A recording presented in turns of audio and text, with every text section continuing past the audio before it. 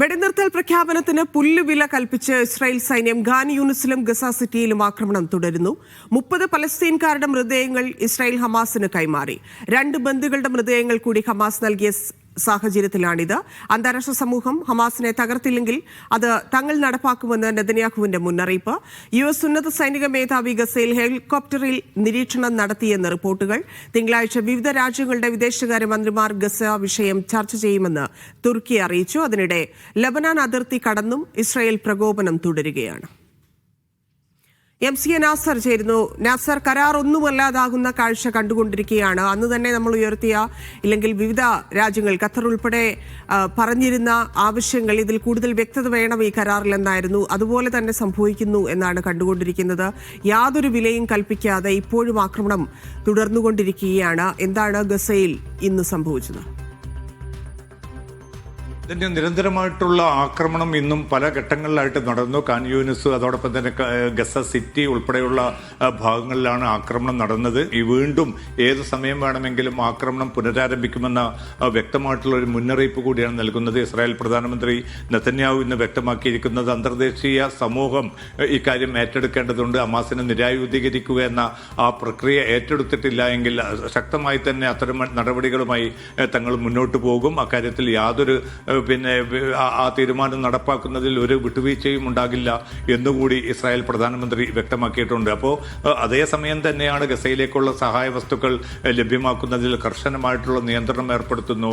റഫ അതിർത്തി തുറക്കാനുള്ള മധ്യസ്ഥ രാജ്യങ്ങളുടെ സമ്മർദ്ദങ്ങൾ ഒരു നിലയ്ക്കും അംഗീകരിക്കേണ്ടതില്ല എന്നൊരു തീർപ്പിലെത്തുന്നു. അപ്പോൾ വെടിനിർത്തൽ എന്നത് നിലനിൽക്കുന്നുണ്ട് എങ്കിൽ പോലും തങ്ങളുടേതായിട്ടുള്ള ആക്രമണ പദ്ധതിയുമായിട്ട് തങ്ങളുടേതായിട്ടുള്ള മറ്റ് നടപടികളുമായി തന്നെ മുന്നോട്ട് പോവുകയാണ് ഇസ്രായേൽ നേതൃത്വം ചെയ്യുന്നത്.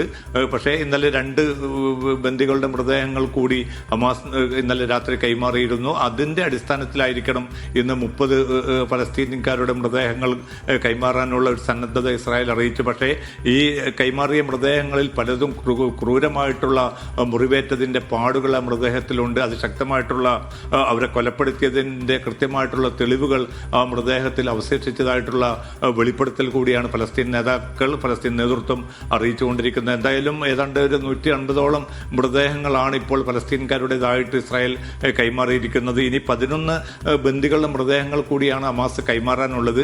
ആ മൃതദേഹങ്ങൾ കണ്ടെടുക്കാനുള്ള ഊർജിതമായിട്ടുള്ള തെരച്ചിൽ നടപടികളാണ് ഖാൻ യൂനിസിലും അതോടൊപ്പം തന്നെ ഗസ സിറ്റി ഉൾപ്പെടെയുള്ള ഭാഗങ്ങളും തുടർന്നുകൊണ്ടിരിക്കുന്നത്. കൂടുതൽ വലിയ ഉപകരണങ്ങൾ, ബുൾഡോസറുകളും മറ്റും തങ്ങൾക്ക് ലഭ്യമാവുകയാണെങ്കിൽ എത്രയും എളുപ്പത്തിൽ ആ മൃതദേഹങ്ങൾ കൂടി കണ്ടെത്തി കൈമാറാൻ ഒരുക്കമാണെന്ന് മധ്യസ്ഥ രാജ്യങ്ങളെ ഹമാസ് അറിയിച്ചിട്ടുണ്ട്. പക്ഷേ ഇത്തരം ഉപകരണങ്ങൾ കൈമാറാനുള്ള ഒരു സന്നദ്ധത അറിയിച്ചിട്ടില്ല. ആകെ ഇപ്പോൾ ഈജിപ്തിന്റെയും റെഡ് ക്രോസിന്റെയും മേൽനോട്ടത്തിൽ മാത്രമാണ് ഒരു സഹായം ഇപ്പോൾ ഹമാസിന് ലഭ്യമായിക്കൊണ്ടിരിക്കുന്നത്. അതേസമയം തന്നെ നേരത്തെ സൂചിപ്പിച്ചതുപോലെ ഗസയിലേക്ക് കൂടുതൽ ഭക്ഷ്യവസ്തുക്കളും മറ്റും എത്തിക്കണമെന്ന അഭ്യർത്ഥനയും ഏറെക്കുറെ ഇസ്രായേൽ നിരാകരിച്ചിരിക്കുകയാണ്. ധന്യ. ഇവിടെ നേരത്തെ തന്നെ നമുക്കറിയാം സഹായങ്ങൾ ലഭിക്കാത്തതുമായി ഇപ്പോൾ ഭക്ഷണം, വെള്ളം, മരുന്നുൾപ്പെടെയുള്ള സഹായങ്ങൾ ലഭിക്കാത്തതിൽ എത്രത്തോളം ദുരിതത്തിലായിരുന്നു. പട്ടിണി മരണം, 500-ലധികം കുഞ്ഞുങ്ങൾ ഉൾപ്പെടെ കൊല്ലപ്പെടുന്ന സാഹചര്യം, പട്ടിണിയിലൂടെ മരിക്കുന്ന സാഹചര്യമൊക്കെ നമ്മൾ കണ്ടതാണ്. അപ്പം ഏറ്റവും പ്രധാനപ്പെട്ട ആവശ്യങ്ങളിൽ ഒന്ന് ഈ സഹായങ്ങൾ അങ്ങോട്ട് എത്തിക്കുക എന്നുള്ളതായിരുന്നു. അതുപോലും തടഞ്ഞു വെക്കുന്ന രീതിയാണ് തുടരുന്നത്. അതിലെന്തെങ്കിലും മാറ്റങ്ങൾക്ക് സാധ്യതയുണ്ടോ? മാത്രവുമല്ല, മധ്യസ്ഥ രാജ്യങ്ങൾ വിഷയത്തിൽ എങ്ങനെയാണ് പ്രതികരിക്കുന്നത്? അമേരിക്ക വീണ്ടും പ്രതികരിച്ചു. ലോകരാജ്യങ്ങളിൽ അവസാന മാസത്തിൽ ഉയർന്ന പ്രതിഷേധം നമ്മൾ കണ്ടതാണ് ഗസയ്ക്ക് വേണ്ടി. ആ പ്രതിഷേധത്തിൽ നിന്ന് കാര്യങ്ങൾ പിന്നോട്ടു പോകുന്ന അവസ്ഥയാണ്. ഇതിൽ ഏറ്റവും പ്രധാനപ്പെട്ടത് ഞാൻ നേരത്തെ സൂചിപ്പിച്ചതുപോലെ റഫ അതിർത്തി തുറന്നെങ്കിൽ മാത്രമേ നിത്യം 600 ട്രക്കുകൾ ഗസയിലേക്ക് കടത്തിവിടുക എന്ന ഈ കരാറിൽ പറഞ്ഞിരിക്കുന്ന ഒരു കാര്യം അത് പൂർണ്ണമായ അർത്ഥത്തിൽ പ്രയോഗത്തിൽ വരികയുള്ളൂ. പക്ഷേ അതുമായി ബന്ധപ്പെട്ട് ഇത്രയേറെ സമ്മർദ്ദങ്ങൾ ഉണ്ടായിട്ട് പോലും ഒരുപക്ഷെ അമേരിക്ക മനസ്സ് വെക്കുകയാണെങ്കിൽ അത് തീർച്ചയായിട്ടും എളുപ്പത്തിൽ നടക്കേണ്ട ഒരു കൃത്യമാണ്. പക്ഷേ അത്തരം കാര്യങ്ങളിലേക്കൊന്നും അമേരിക്ക മുന്നോട്ട് പോകുന്നില്ല. ഹമാസിന്റെ വെടിനിർത്തൽ ലംഘിച്ചു എന്ന അർത്ഥത്തിലുള്ള കുറ്റപ്പെടുത്തലാണ് ട്രംപ് മുതൽ അമേരിക്കൻ ഭരണകൂടത്തിലെ പ്രമുഖരൊക്കെ നടത്തിക്കൊണ്ടിരിക്കുന്നത്. പക്ഷേ ഫലത്തിൽ ഏതാണ്ട് 125-ലധികം തവണ ഈ വെടിനിർത്തൽ ലംഘിച്ചത് ഇസ്രായേലാണ്. നിരന്തരമായിട്ട് ആ ലംഘനം തുടർന്നുകൊണ്ടിരിക്കുകയാണ്. അതിന്റെ ഭാഗമായിട്ട് 200-ലധികം മനുഷ്യർ കൊല്ലപ്പെട്ടു. ഇതൊക്കെയും ഒരു യാഥാർത്ഥ്യമായിട്ട് നിലനിൽക്കുന്ന ഒരു ഘട്ടത്തിൽ പോലും അത് അഭിമുഖീകരിക്കാനുള്ള ഒരു സന്നദ്ധത പോലും അമേരിക്കൻ ഭരണകൂടത്തിന്റെ ഭാഗത്തുനിന്നും ഉണ്ടായിട്ടില്ല. അതേസമയം മധ്യസ്ഥ രാജ്യങ്ങൾ ഈ പ്രശ്നങ്ങൾ അതിശക്തമായി തന്നെ അമേരിക്കക്ക് മുമ്പാകെ ഉന്നയിക്കുന്നുണ്ട്. എന്തായാലും നേരത്തെ ഈ കരാറിൽ ഒപ്പുവെച്ച 20 രാജ്യങ്ങളുണ്ട്. ആ രാജ്യങ്ങളുടെ വിദേശകാര്യമന്ത്രിമാരുടെ അടിയന്തരമായിട്ടുള്ള ഒരു യോഗമാണ് ഇപ്പോൾ തിങ്കളാഴ്ച ചേരാനിരിക്കുന്നത്.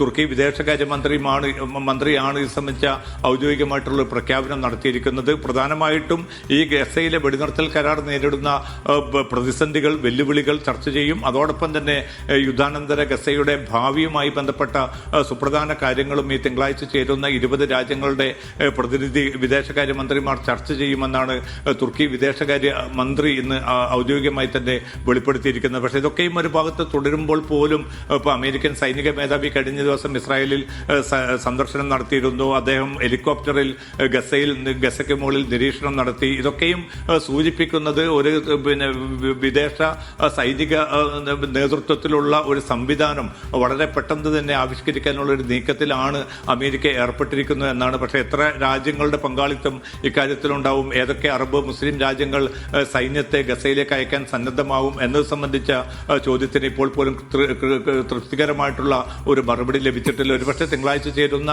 ഈ വിദേശകാര്യ മന്ത്രിമാരുടെ യോഗത്തോടുകൂടി അക്കാര്യത്തിൽ കുറെ കൂടി വ്യക്തത വരും എന്നാണ് മനസ്സിലാക്കുന്നത്. ധന്യ. ശരി MC. ഗസയിലെ വാർത്തകളാണ് നമ്മൾ സൂക്ഷ്മമായി പരിശോധിച്ചത്. അവസ്ഥകൾ വളരെ മോശമായി മാറിക്കൊണ്ടിരിക്കുന്ന സാഹചര്യമാണ്. ഇപ്പോഴും ആക്രമണം തുടരുന്നു, കരാർ ലംഘിക്കുന്നു, നേരത്തെ നൽകിയിരുന്ന വാഗ്ദാനങ്ങളോ ഇല്ലെങ്കിൽ ഉറപ്പുകളോ ഒന്നും പാലിക്കുന്നില്ല. എന്തായിരിക്കും വരും ദിവസങ്ങളിലെ അവസ്ഥ എന്നുള്ളതിലും ആശങ്ക നിലനിൽക്കുകയാണ്. MC നാസറാണ് വിശദാംശങ്ങൾ നൽകിയത്. ഇനി പാക് അഫ്ഗാൻ അതിർത്തിയിലേക്കാണ്. അവിടെ വെടിനിർത്തൽ ധാരണയായിട്ടുണ്ട്. വിശദാംശങ്ങളുമായി അബ്ബാസ് മുഹമ്മദ് ചേരും. ഒപ്പം തന്നെ ദീപക് മിത്തൽ UAE പുതിയ ഇന്ത്യൻ അംബാസഡറായി ചുമതലയേറ്റതിന്റെ വിശദാംശങ്ങളുമുണ്ട്. അത് വിവരങ്ങൾ നൽകാൻ അബ്ബാസ് ഉണ്ട്. മറ്റൊന്ന്, ഇന്നത്തെ പ്രധാന വാർത്ത, ഇന്ത്യ ചരിത്രം എഴുതിയ ദിവസമാണ്. 3ാമത് ഏഷ്യൻ യൂത്ത് ഗെയിംസിന് ബഹ്റൈനിൽ സമാപനമായിരിക്കുന്നു. അതിന്റെ വിശദാംശങ്ങളുമായി ഷെഫി ഷാജഹാനും ചേരുന്നുണ്ട്. ആദ്യം അതിർത്തിയിലെ വെടിനിർത്തൽ വാർത്തയുമായി ബന്ധപ്പെട്ടാണ്. ആ കരാർ നീട്ടാൻ പാകിസ്ഥാനും അഫ്ഗാനിസ്ഥാനും തമ്മിൽ ധാരണയായിട്ടുണ്ട്. ഖത്തർ, തുർക്കി രാഷ്ട്രങ്ങളുടെ മധ്യസ്ഥതയിൽ ചേർന്ന യോഗത്തിലാണ് ഇത് സംബന്ധിച്ചുള്ള തീരുമാനമായത്. ഇസ്താംബൂളിലായിരുന്നു രാഷ്ട്ര നേതാക്കളുടെ കൂടിക്കാഴ്ച നടത്തുന്നത്. അടുത്ത മാസം 6-ന് വിഷയത്തിൽ വീണ്ടും ഉന്നതതല യോഗം ചേരും. അബ്ബാസ് മുഹമ്മദ് ചേരുന്നുണ്ട്. അബ്ബാസ്, എന്തൊക്കെ ധാരണയിലേക്കാണ് എത്തിയിരിക്കുന്നത്?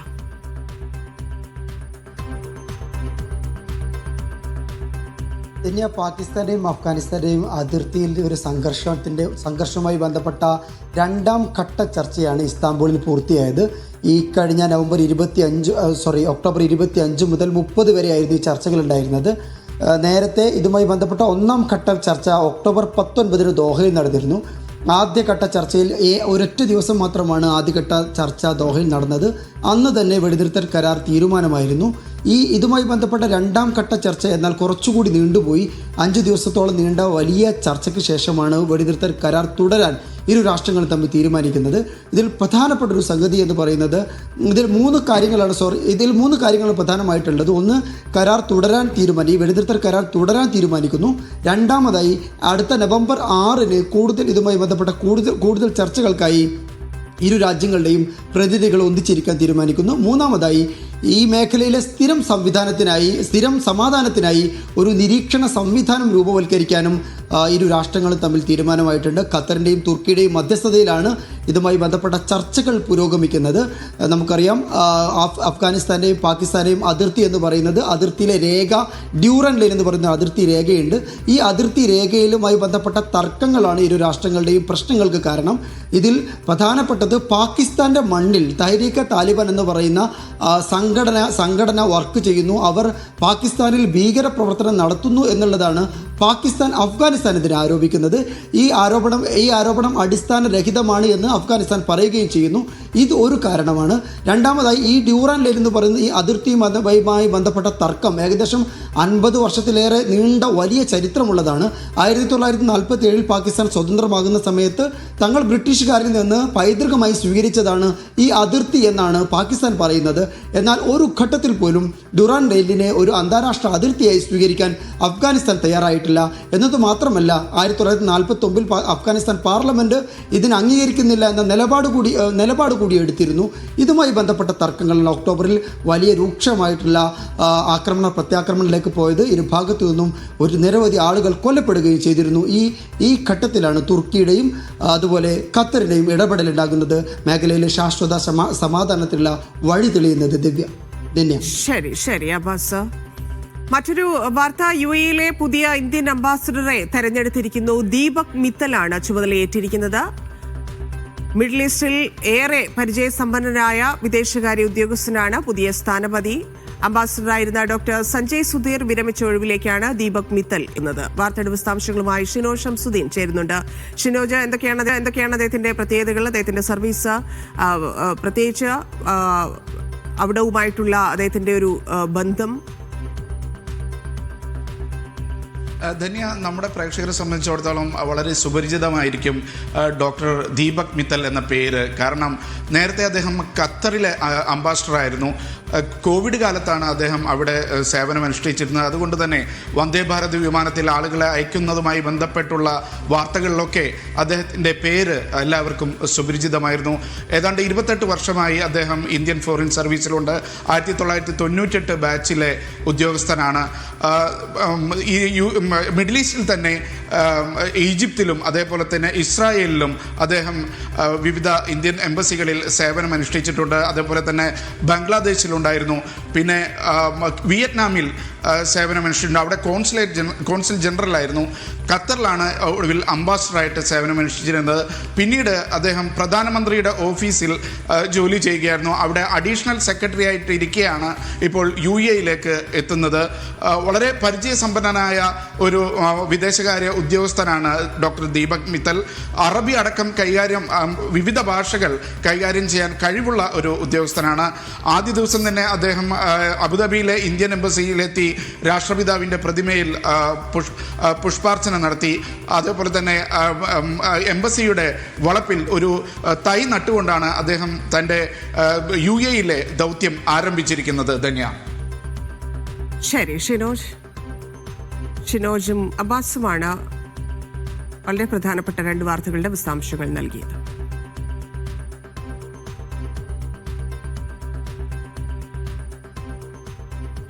മൂന്നാമത് ഏഷ്യൻ യൂത്ത് ഗെയിംസിന് ബഹ്റൈനിൽ സമാപനമായിരിക്കുകയാണ്. 63 സ്വർണവുമായി ചൈനയാണ് മെഡൽ പട്ടികയിൽ ഒന്നാമതെത്തിയത്. 13 സ്വർണവുമായി ചരിത്ര നേട്ടം സ്വന്തമാക്കിയ ഇന്ത്യ പട്ടികയിൽ 6ാം സ്ഥാനത്ത് ഫിനിഷ് ചെയ്തു. യൂത്ത് ഗെയിംസ് സമാപന വേദിയിൽ നിന്ന് ഷഫി ഷാജഹാൻ വിവരങ്ങൾ നൽകും. ഷഫി, വിശദാംശങ്ങൾ. ധന്യ, പ്രൗഢഗംഭീരമായ പരിപാടികളോടുകൂടി ആരംഭിച്ച ഏഷ്യൻ യൂത്ത് ഗെയിംസിന് ബഹ്റൈനിലെ ഖലീഫ സ്പോർട്സ് സിറ്റിയിൽ ഇന്ന് സമാപനമായിരിക്കുകയാണ്. ഇന്ന് കൊടിയിറങ്ങിയിരിക്കുകയാണ്. 45 രാജ്യങ്ങളിൽ നിന്ന് ഏകദേശം 8000-ഓളം അത്ലറ്റുകളാണ് ബഹ്റൈനിലെത്തി ഏഷ്യൻ യൂത്ത് ഗെയിംസിന്റെ ഭാഗമായത്. ആതിഥേയത്വം കൊണ്ട് ബഹ്റൈനിന്റെ സംഘാടന മികവൊക്കെ എടുത്തു പറയേണ്ടതാണ്. ഈ വലിയൊരു കായിക ഇവന്റ് സംഘടിപ്പിച്ചതിൽ സാധാരണഗതിയിൽ വർഷങ്ങളോളം വേണ്ട മുന്നൊരുക്കങ്ങളൊക്കെ വേണ്ട കായിക ഇവന്റാണ്. അതിൽ 10 മാസത്തിൽ താഴെ മാത്രം കൊണ്ടാണ് ബഹ്റൈൻ ഇത്രയും വലിയൊരു ഇവന്റിനെ ഹോസ്റ്റ് ചെയ്തത്.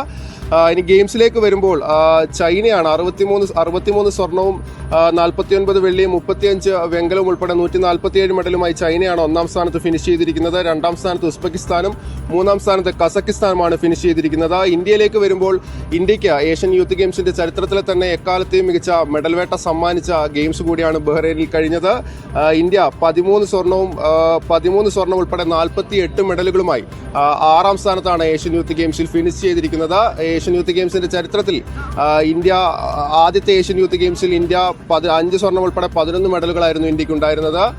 രണ്ടാം ഏഷ്യൻ യൂത്ത് ഗെയിംസിലേക്ക് വരുമ്പോൾ അന്ന് ഒളിമ്പിക് ഫ്ലാഗിന് കീഴിൽ മത്സരിച്ച ഇന്ത്യക്ക് 25 മെഡലുകളാണ് സ്വന്തമാക്കാൻ കഴിഞ്ഞത്. ആ റെക്കോർഡുകളെല്ലാം തകർത്തുകൊണ്ടാണ് ഇത്തവണ ഇന്ത്യയുടെ കൗമാര താരങ്ങൾ കളത്തിലിറങ്ങിയത്. കബഡിയിലെ ഇരട്ട സ്വർണ്ണത്തോടു കൂടി തുടങ്ങിയ ഇന്ത്യ കഴിഞ്ഞ ദിവസം ബോക്സിംഗ് റിംഗിൽ നിന്ന് 4 സ്വർണവും ബീച്ച് റെസ്ലിംഗിൽ നിന്ന് 3 സ്വർണവും നേടിയാണ് മത്സര ഇനങ്ങളെല്ലാം അവസാനിപ്പിച്ചത്. അതുകൊണ്ട് തന്നെ ഇന്ത്യക്ക് എക്കാലവും ഓർത്തിരിക്കാൻ കഴിയുന്ന മനോഹരമായ മെഡൽ വേട്ട സമ്മാനിച്ച യൂത്ത് ഗെയിംസിന് കൂടിയാണ് ബഹ്റൈനിൽ സമാപനമായിരിക്കുന്നത്. ഷഫി ഷാജഹാനാണ് വിശദാംശങ്ങൾ നൽകിയത്. മലയാളികളുടെ കയ്യൊപ്പ് പതിയാത്ത മേഖലകൾ ഇല്ലെന്നല്ലേ? ബഹ്റൈനിൽ നടക്കുന്ന ഏഷ്യൻ യൂത്ത് ഗെയിംസിലും സ്ഥിതി വ്യത്യസ്തമല്ല. ഈവന്റിന്റെ കണക്ടിവിറ്റി അടക്കമുള്ള ടെക്നിക്കൽ സംവിധാനങ്ങളുടെ പിന്നിൽ പ്രവർത്തിക്കുന്നതും ഒരു സംഘം മലയാളികളാണ്. കാണാം ബഹ്റൈനിൽ നിന്നുള്ള റിപ്പോർട്ട്. ലോകത്തിന്റെ ഏത് കോണിൽ ചെന്നാലും മലയാളികൾ ഉണ്ടാവുമെന്ന് പറയാറില്ലേ? നമ്മളുള്ളത് ഏഷ്യൻ യൂത്ത് ഗെയിംസ് വേദിയിലാണ്. ഇവിടുത്തെ നെറ്റ്വർക്കിങ്ങിന്റെയും കണക്ടിവിറ്റിയുടെയും ഒക്കെ ടെക്നിക്കൽ ബാക്ക് ബോണായിട്ട് ഒരു പിടി മലയാളികളുണ്ട്. നമുക്ക് അവരോട് ഇത്തവണത്തെ വിശേഷങ്ങളും കാര്യങ്ങളും ഒക്കെ ഒന്ന് ചോദിച്ചു നോക്കാം. ഹൈ ബ്രോ, എന്താണ് പേരും കാര്യങ്ങളും, എന്താണ് നിങ്ങൾ ചെയ്യുന്നത്? എൻ്റെ പേര് ജിതിൻ എന്നാണ്. ശരിക്കും എക്സൈറ്റഡ് ആണ് നമ്മളെല്ലാവരും. ഇത്രയും വലിയൊരു ഇവൻറ്റ്, അതായത് ഏഷ്യയിലെ കുറേ കൺട്രീസിൽ നിന്ന് ആളുകൾ വരുന്നു. അതിൻ്റെ ഒരു IT സപ്പോർട്ട് നമ്മൾ ചെയ്യുന്നു എന്ന് പറയുമ്പോൾ അതൊരു മലയാളി, അതെ, എക്സൈറ്റഡ് ആണ്, പ്രൗഡാണ്, സന്തോഷം. എൻ്റെ പേര് നിയാസ് എന്നാണ്. ഞാൻ നാട്ടിൽ മലപ്പുറമാണ്. പിന്നെ ഇവിടെ ഇതിൻ്റെ ഒരു ഭാഗമായതിൽ first of all great to Allah. എന്തായാലും ഒരുപാട് സന്തോഷമുണ്ട്. ഇതിൻ്റെ ഒരു ബാക്ക് ബോണായിട്ട് പ്രവർത്തിക്കാൻ, ടെക്നിക്കൽ ബാക്ക് ബോണായിട്ട് പ്രവർത്തിക്കാൻ സാധിച്ചതിൽ. ഇവിടെ ഇപ്പോൾ ഒരു 27 സൈറ്റ് ഉണ്ടെന്ന് പറഞ്ഞല്ലോ. 27 സൈറ്റിൽ ഇപ്പോൾ ഫയർവാൾ നമ്മളെല്ലാം ഇംപ്ലിമെൻറ്റ് ചെയ്തെങ്കിൽ പോലും അതിൻ്റെ ലിങ്കും complete MPLS connectivity, internet connectivity എല്ലാം നമ്മൾ തന്നെയാണ് ഹാൻഡിൽ ചെയ്യുന്നത്. ഇപ്പോൾ മോണിറ്ററിങ് ഡാഷ്ബോർഡുകൾ കംപ്ലീറ്റ് നമ്മൾ തന്നെയാണ് ഹാൻഡിൽ ചെയ്യുന്നത്. ഇപ്പോൾ നമ്മളെ കൂടാതെ വേറെയും 2-3 പേര് നമ്മളെ വേറെ സൈറ്റുകളിലൊക്കെ ഓൾറെഡി വർക്ക് ചെയ്തുകൊണ്ടിരിക്കുന്നുണ്ട്. അത്രയൊക്കെ തന്നെ ഉള്ളൂ. ഏതായാലും വളരെ സന്തോഷം. നമ്മൾ ഒരു 4-5 മലയാളികളുണ്ട് നമ്മുടെ കൂടെ. മറ്റേ ഈ എക്സിബിഷൻ വേൾഡ് അവിടെയുണ്ട്, നമ്മുടെ ഒരു 2-3 പേരുണ്ട്. അപ്പം മൊത്തം നമ്മളൊരു 4-5 പേര് മലയാളീസ് ഇതിൻ്റെ പുറകിൽ തന്നെ. ഞങ്ങൾ കഴിഞ്ഞൊരു മാസത്തോളമായിട്ട് ഇതിൻ്റെ പുറകെ തന്നെയാണ്. ഇംപ്ലിമെൻറ്റേഷനും എല്ലാം ആയിട്ട് ഒരു വലിയ ജേണി തന്നെയായിരുന്നു. സന്തോഷം. എൻ്റെ പേര് അതുൽ. ഞാൻ ബഹ്റൈൻ ഒളിമ്പിക് കമ്മിറ്റിയിലാണ് വർക്ക് ചെയ്യുന്നത്. നമ്മൾ ബഹ്റൈനിൽ ആദ്യമായിട്ടാണ് ഇത്രയും വലിയൊരു ഇവൻറ്റ് ഹോസ്റ്റ് ചെയ്യുന്നത്. ഏകദേശം 8,000-ഓളം പാർട്ടിസിപ്പൻസ് വരുന്നുണ്ട്. 45 കൺട്രീസിൽ നിന്നായിട്ട് ഇത്രയും ആൾക്കാർ വരുന്നുണ്ട്. അപ്പം ഇത് നമുക്കും ഒരു ചലഞ്ചായിരുന്നു. കാരണം ഇങ്ങനൊരു ലാർജ് സ്കെയിലിൽ ഏകദേശം നമ്മുടെ നെറ്റ്വർക്കിൻ്റെ സ്റ്റാറ്റസ് വെച്ചിട്ട് ഒരു പെർ ഡേ ഏകദേശം ഒരു 4,000-5,000 മുതൽ 10,000 വരെ യൂസേഴ്സ് ഇൻ്റർനെറ്റ് ആക്സസിങ്ങും കാര്യങ്ങളൊക്കെ പ്രൊവൈഡ് ചെയ്യേണ്ട ഒരു ആവശ്യം ഉണ്ടായിരുന്നു. അപ്പം ഇവരാണ് അതിൻ്റെ ബാക്കി കാര്യങ്ങളൊക്കെ ചെയ്തത്. നെറ്റ്വർക്കിംഗ് സൈഡിലുള്ള ഞങ്ങളുടെ സൈഡിൽ നിന്ന് മോണിറ്ററിംഗ് ആയിരുന്നു ചെയ്തത്. എന്തായാലും എല്ലാം വളരെ ഭംഗിയായിട്ട് നടന്നു. അതേപോലെ തന്നെ ഒരു മലയാളിയായിട്ട് ഇതേപോലെ ഇവൻറ്റുകളിൽ, ഇത്രയും വലിയൊരു ഇവൻറ്റിൽ നമുക്ക് പാട്ടാവാൻ പറ്റിയതിൽ വളരെ സന്തോഷം. ഏഷ്യൻ യൂത്ത് ഗെയിംസ് സമാപന വേദിയിലും തരംഗമായി പലസ്തീൻ. ബഹ്റൈനിലെ ഖലീഫ സ്പോർട്സ് സിറ്റിയിൽ നടന്ന പരിപാടിയിൽ പലസ്തീൻ താരങ്ങളുടെ മാർച്ച് പാസ്റ്റിനിടെ ഗാലറി മുഴുവൻ എഴുന്നേറ്റ് നിന്ന് ആരവം മുഴക്കി. മുൻപ് ഉദ്ഘാടന ചടങ്ങിലും പലസ്തീന്റെ പരേഡിനിടെ വേദി മുഴുവൻ എഴുന്നേറ്റ് നിന്ന് കൈയടിച്ചിരുന്നു.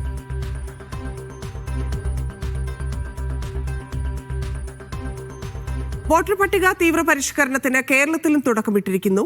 SIR പ്രക്രിയയിൽ പ്രവാസികൾക്ക് എങ്ങനെ പങ്കെടുക്കാമെന്ന് പരിചയപ്പെടുത്തുന്ന തെരഞ്ഞെടുപ്പ് കമ്മീഷന്റെ ഒരു വീഡിയോ കാണാം ഇനി. SIR പ്രക്രിയയിൽ എങ്ങനെ പങ്കെടുക്കും? 2025 ഒക്ടോബർ 27 വരെ വോട്ടർ പട്ടികയിൽ ഉൾപ്പെട്ടിട്ടുള്ള എല്ലാ വോട്ടർമാർക്കും എന്യൂമറേഷൻ ഫോമുകൾ നൽകുന്നതാണ്. BLO വീട്ടിലെത്തി നൽകുന്ന ഈ ഫോമിൽ വോട്ടറുടെ കുടുംബത്തിലെ ഏതൊരു മുതിർന്ന അംഗത്തിന് വേണമെങ്കിലും ഒപ്പിടാവുന്നതാണ്.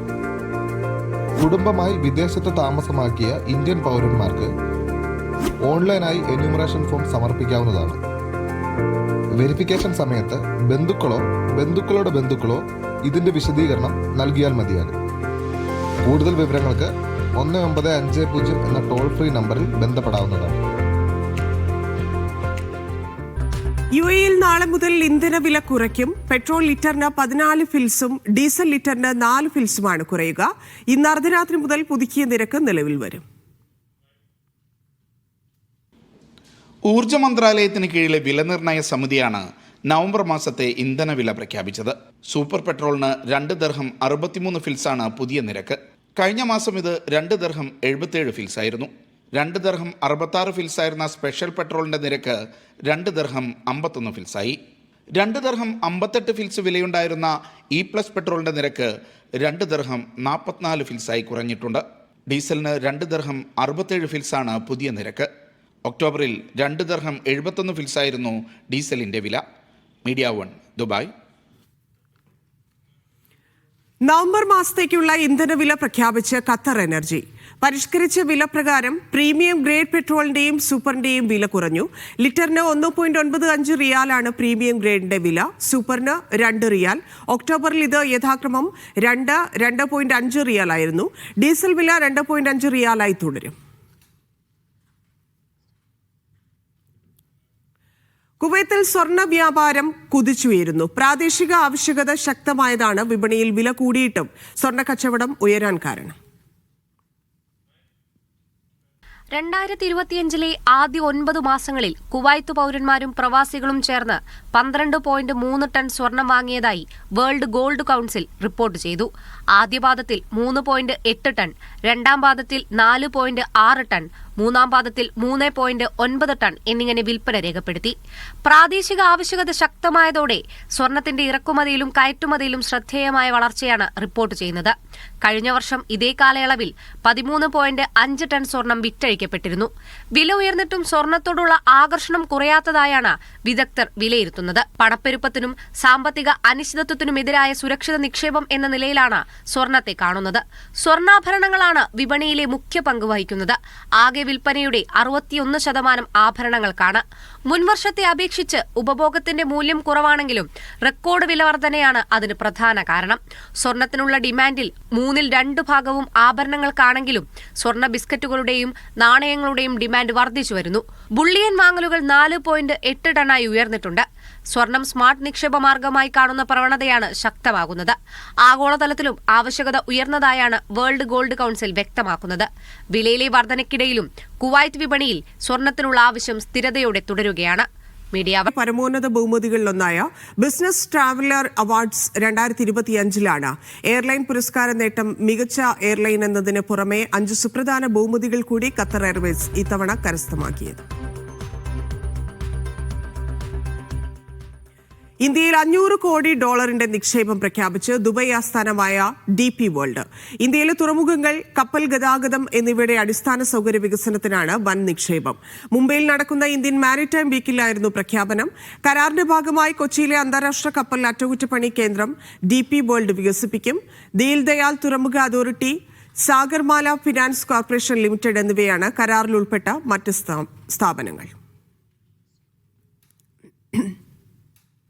ഒമാനിൽ അനുമതിയില്ലാതെ ഉൽപ്പന്നങ്ങളിൽ ദേശീയ ചിഹ്നങ്ങൾ ഉപയോഗിച്ചാൽ കർശന നടപടിയെന്ന് വാണിജ്യ മന്ത്രാലയം. ലൈസൻസ് ഇല്ലാതെ ഉൽപ്പന്നങ്ങളിൽ രാജകീയ മുദ്രകൾ ഉപയോഗിക്കുന്നത് വിലക്കിയിട്ടുണ്ട്. ദേശീയ ദിനത്തിന് മുന്നോടിയായി വിപണിയിൽ മന്ത്രാലയം പരിശോധനയും ശക്തമാക്കിയിട്ടുണ്ട്. അനുമതിയില്ലാതെ ദേശീയ ചിഹ്നങ്ങൾ ഉപയോഗിക്കുന്നത് നിയന്ത്രിക്കാൻ പരിശോധനകൾ തുടങ്ങി ഒമാൻ വാണിജ്യ മന്ത്രാലയം.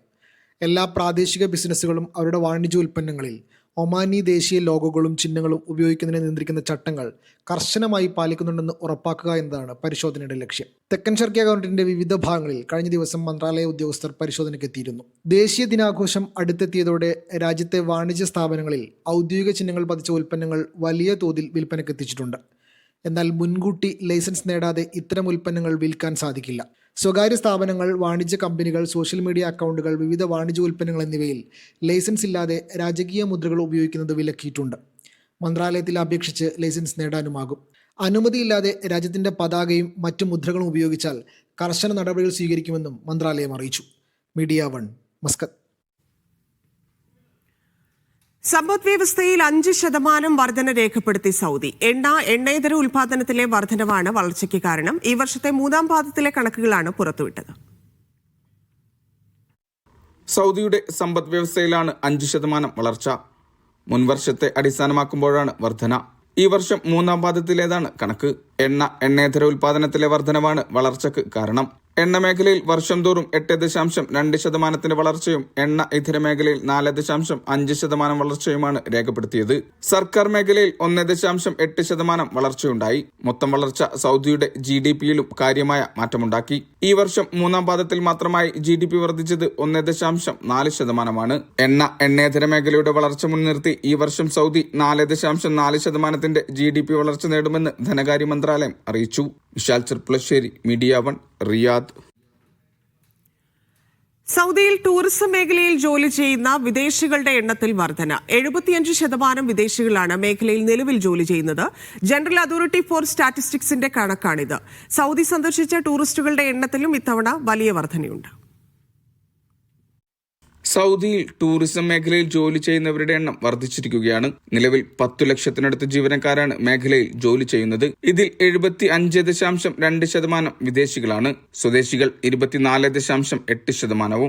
കഴിഞ്ഞ വർഷത്തെ അപേക്ഷിച്ച് മേഖലയിൽ ജീവനക്കാരുടെ എണ്ണത്തിൽ 4%-ന്റേതാണ് വർധന. മേഖലയിൽ നിലവിൽ 86.8% പുരുഷന്മാരും 13.2% വനിതകളും തൊഴിലെടുക്കുന്നുണ്ട്. ടൂറിസ്റ്റുകളായ സന്ദർശകരുടെ എണ്ണത്തിലും ഇത്തവണ വർധനവാണ്. 6 കോടിയിലേറെ സഞ്ചാരികളാണ് ഇത്തവണ സൗദിയിലാകെ സഞ്ചരിച്ചത്. 161.4 ബില്യൺ റിയാലിന്റെ വരുമാനം ടൂറിസം മേഖലയിൽ ഉണ്ടായെന്നും കണക്കുകൾ സൂചിപ്പിക്കുന്നു. റിയാദും കിഴക്കൻ പ്രവിശ്യയുമാണ് ആഭ്യന്തര വിനോദസഞ്ചാരികളുടെ ഇഷ്ട ഇടങ്ങൾ. വിദേശ സഞ്ചാരികൾ ഏറ്റവും കൂടുതൽ എത്തുന്നത് ഇന്ത്യ, ഇന്തോനേഷ്യ എന്നീ രാജ്യങ്ങളിൽ നിന്നാണ്. ഈജിപ്ത്, പാകിസ്ഥാൻ, കുവൈത്ത് എന്നീ രാജ്യങ്ങളാണ് 3, 4, 5 സ്ഥാനങ്ങളിൽ. മൊത്തം വിനോദസഞ്ചാരികളുടെ 43% താമസ സൗകര്യങ്ങൾക്ക് ഉപയോഗിക്കുന്നത് ഹോട്ടലുകളാണ്. ഹോട്ടലുകൾക്ക് പുറമെ അപ്പാർട്ട്മെന്റുകളും സ്വകാര്യ വസതികളും ഉപയോഗപ്പെടുത്തുന്നുണ്ട്. Vishal Cherpulassery, media 1, Riyadh. Abalone മത്സ്യബന്ധനം നിരോധിച്ച് ഒമാൻ കൃഷി, മത്സ്യബന്ധന, ജലവിഭവ മന്ത്രാലയം. ഒമാനി ജലാശയങ്ങളിൽ അബലോൺ മത്സ്യശേഖരം സംരക്ഷിക്കുന്നതിന്റെ ഭാഗമായാണ് മന്ത്രാലയത്തിന്റെ തീരുമാനം. നിരോധന കാലയളവ് തീരും വരെ മത്സ്യത്തിന്റെ സംസ്കരണം, വിൽപ്പന, കയറ്റുമതിയെല്ലാം തന്നെ കർശനമായി നിരോധിച്ചിട്ടുണ്ട്. മുൻ സീസണുകളിൽ പിടിച്ചെടുത്ത മത്സ്യങ്ങൾക്കും ഫിഷറീസ് വകുപ്പിൽ രജിസ്റ്റർ ചെയ്തവരെയും ഇതിൽ നിന്ന് ഒഴിവാക്കിയിട്ടുണ്ട്. അന്താരാഷ്ട്ര മയക്കുമരുന്ന് ശൃംഖലയുമായി ബന്ധമുള്ള 5 ഏഷ്യൻ പൗരന്മാർ ഒമാനിൽ അറസ്റ്റിൽ. സൗത്ത് ബാത്തിന ഗവർണറേറ്റിലാണ് സംഘം പിടിയിലായത്. General directorate four narcotic and psychotropic substance control നടത്തിയ പരിശോധനയിലാണ് സംഘം വലയിലായത്. ഒമാനിലേക്ക് മയക്കുമരുന്ന് കൊണ്ടുവരികയും മറ്റ് രാജ്യങ്ങളിലേക്ക് കയറ്റുമതി ചെയ്യുന്ന സംഘമാണ് ഇതെന്ന് പോലീസ് പറയുന്നു. ഇവർക്കെതിരായ നിയമ നടപടി പുരോഗമിക്കുകയാണെന്ന് ആരോപി അറിയിച്ചു.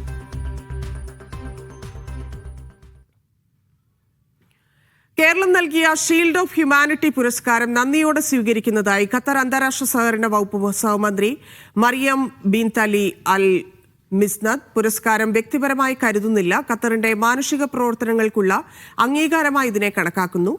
മനുഷ്യരാശിയെ സേവിക്കാൻ രാജ്യം എല്ലായ്പ്പോഴും കഠിനാധ്വാനം ചെയ്യുകയാണ്. അന്താരാഷ്ട്ര തലത്തിൽ പങ്കാളിത്തങ്ങൾ ശക്തിപ്പെടുത്തുകയും ചെയ്യുന്നു. എല്ലാ മനുഷ്യർക്കും അന്തസ്സും നീതിയും നിറഞ്ഞ ഭാവിയാണ് ഖത്തർ ലക്ഷ്യം വെക്കുന്നതെന്നും മന്ത്രി സമൂഹമാധ്യമത്തിൽ വ്യക്തമാക്കി. ദോഹ സന്ദർശനത്തിനിടെ മുഖ്യമന്ത്രി പിണറായി വിജയനാണ് മന്ത്രിക്ക് കേരളത്തിന്റെ അംഗീകാരം സമ്മാനിച്ചത്. ഖത്തറിലെ ഇന്ത്യൻ അംബാസിഡർ വിപുൽ, മന്ത്രി സജി ചെറിയാൻ തുടങ്ങിയവരും ചടങ്ങിലുണ്ടായിരുന്നു. യുഎഇയിലെ ഏറ്റവും സ്വാധീനമുള്ള വനിതകളുടെ പട്ടികയിൽ ഇടം നേടിയ മലയാളിയായ ഷഫീന യൂസഫ് അലി. ഗലീസ് ടൈംസിന്റെ പവർ വുമൺ പട്ടികയിലെ ഏക മലയാളിയാണ് Lulu group chairman MA Yusuf അലിയുടെ മകളായ Shafeena. Lulu financial holding chairman Abeed അഹമ്മദിന്റെ ഭാര്യയാണ്. യുഎഇയിലെ 4 വനിതാ മന്ത്രിമാർ ഉൾപ്പെടുന്ന 50 വനിതകളുടെ പട്ടികയാണ് ഗലീസ് ടൈംസ് പ്രസിദ്ധീകരിച്ചത്.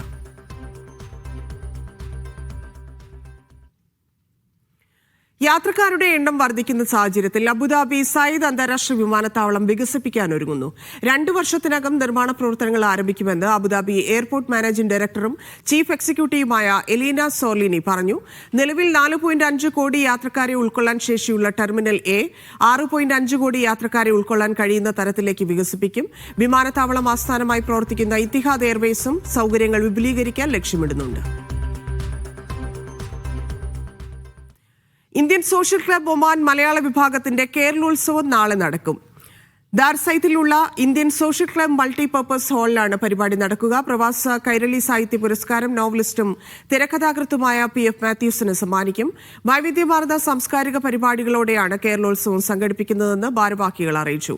നവംബർ 1 മലയാളം വിഭാഗം ഓഫീസിൽ വെച്ച് സിനിമയും സാഹിത്യവും തിരക്കഥാ രചനയിലെ കാലാനുസൃതമായ മാറ്റങ്ങളും എന്ന വിഷയത്തിൽ സാഹിത്യ ചർച്ച നടക്കും. കുവൈത്തിലെ എല്ലാ ഗവർണറേറ്റുകളിലുമുള്ള പള്ളികളിൽ നവംബർ 8 ശനിയാഴ്ച രാവിലെ 10:30 മഴ നമസ്കാരം നടത്തുമെന്ന് ഇസ്ലാമിക കാര്യ മന്ത്രാലയം അറിയിച്ചു. മന്ത്രാലയത്തിന്റെ acting under secretary doctor Sulaiman Salih Al Subailam circular ഒപ്പുവച്ചു.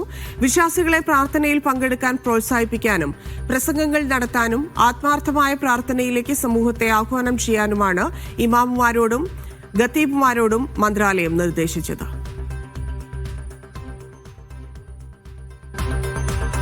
ബഹ്റൈനിൽ നടന്ന 3ാം ഏഷ്യൻ യൂത്ത് ഹാൻഡ്ബോൾ ഗെയിംസിൽ കുവൈറ്റ് ടീമിന് വെള്ളി മെഡൽ.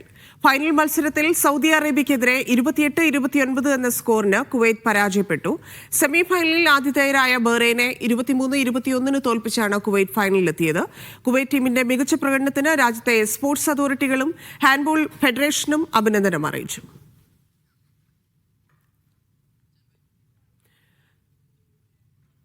ഖത്തർ ആതിഥേയത്വം വഹിക്കുന്ന ഫിഫ അറബ് കപ്പ് 2025 പ്രചാരണ ഭാഗമായി കുവൈറ്റിലെ അവന്യൂസ് മാളിൽ പ്രത്യേക പ്രൊമോഷൻ കോർണർ തുറന്നു. പൊതുജനങ്ങൾക്കായി ടൂർണമെന്റിന്റെ കപ്പ് പ്രദർശിപ്പിക്കുകയും ഫോട്ടോ എടുക്കാനുള്ള സൗകര്യവും ഒരുക്കിയിട്ടുണ്ട്. ടൂർണമെന്റ് ഷെഡ്യൂൾ, ടീമുകൾ, ടിക്കറ്റിംഗ് സംബന്ധിച്ച വിവരങ്ങളും കൗണ്ടറിൽ ലഭ്യമാണ്. നാഷണൽ കൗൺസിൽ ഫോർ കൾച്ചറും ഖത്തർ ഓർഗനൈസിംഗ് കമ്മിറ്റിയും സംയുക്തമായാണ് പരിപാടി സംഘടിപ്പിച്ചത്. ഖത്തറിൽ ഡിസംബർ 1 മുതൽ 18 വരെ നടക്കാനിരിക്കുന്ന ടൂർണമെന്റിൽ 16 അറബ് രാജ്യങ്ങൾ പങ്കെടുക്കും. സൗദിയിൽ ലുലു ഗ്രൂപ്പ് സംഘടിപ്പിക്കുന്ന ലുലു വേൾഡ് ഫുഡ് ഫെസ്റ്റിവലിന് തുടക്കമായി. സിനിമാ താരം കല്യാണി പ്രിയദർശൻ ഫെസ്റ്റിന്റെ ഉദ്ഘാടനം നിർവഹിച്ചു. ആഗോള രുചികളും പാചക മേഖലയിലെ പുതിയ ട്രെൻഡുകളും പരിചയപ്പെടുത്തുകയാണ് ഫെസ്റ്റിന്റെ ലക്ഷ്യം. അടുത്ത മാസം 11 വരെ മേള തുടരും.